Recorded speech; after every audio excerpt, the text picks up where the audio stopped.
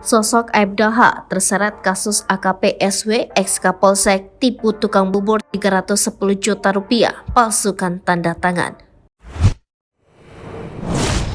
Mengenal sosok AKP Supaiwana tersangka kasus penipuan tukang bubur yang dijanjikan anak masuk Polri. AKP Supaiwana diduga menipu tukang bubur bernama Wahidin dengan modus menjanjikan anak korban menjadi polisi. Sudah menyetorkan uang sebanyak 310 juta rupiah pada AKP Supaiwana, namun anak Wahidin gagal dalam tes masuk Polri.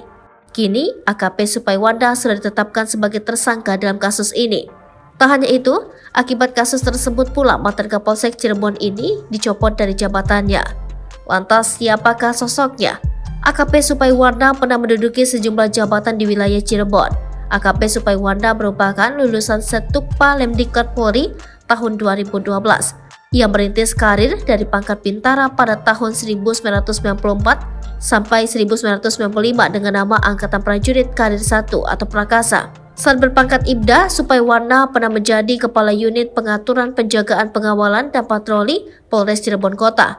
Namun pada Februari 2016 ia dicopot dan dimutasi menjadi Kanit Binmas Polsek Seltim. Pencopotan Supaiwana disinyalir berkaitan dengan maraknya kasus penilangan di Cirebon. Sehingga ramai di media sosial, warganet menyebut kota Cirebon sebagai kota sejuta tilang. Selain itu, AKP Supaiwana juga menjadi Kapolsek Mundu. Saat menjadi Kapolsek Mundu itulah AKP Supaiwana diduga melakukan penipuan terhadap Wahidin. Menurut elhkpn.kpk.go.id, Supaiwana tercatat 2 kali melaporkan harta kekayaannya. Pertama pada 25 Agustus 2014 saat menjabat sebagai Kanit Turjawali.